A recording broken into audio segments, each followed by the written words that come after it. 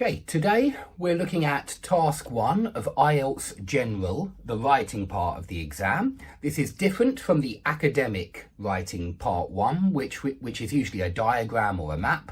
In General IELTS, you get this kind of task where they give you some instructions, and sometimes it's an informal letter, like on this occasion you're writing to a friend, and so this is an informal letter.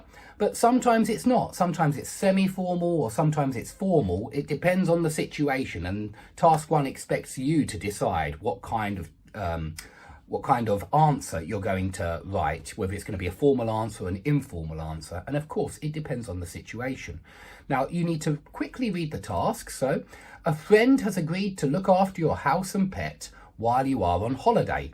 Write a letter to your friend. So, very typical situation. I think this happens to a lot of people, and personally I'm going to use a few actual details from my actual life just because I find it easier to write an answer doing that. So in your letter you've got to do 3 things, and you must do all 3 of these things. If you don't, you'll get a lower mark. So you've got to give contact details for when you're away. You've got to give instructions about how to care for your pet, and you've got to describe other household duties that you expect your friend to carry out. Now, you have to write at least 150 words. Notice it says at least, yeah, that's the minimum. And so you can write 200, that's fine.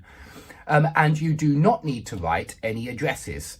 Begin your letter as follows: dear, and then a comma. Okay, so that's exactly what we'll do. Let's get started. So, let's start with, and I'm going to try and keep those at the top of the screen. Dear John.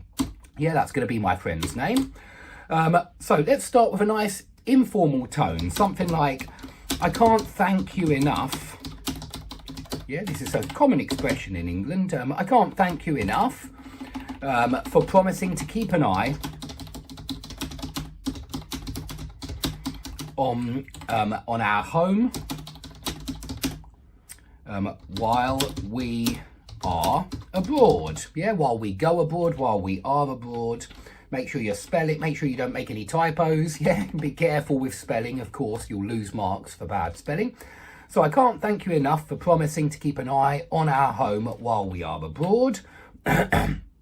Let's keep this kind of style with I'm gonna get straight to the point and give my contact details, yeah, because I have to do this, and it's not easy to answer all 3 of those points, to make sure you include all 3 of those things and finish on time. So let's get going. So if you need something like this, if you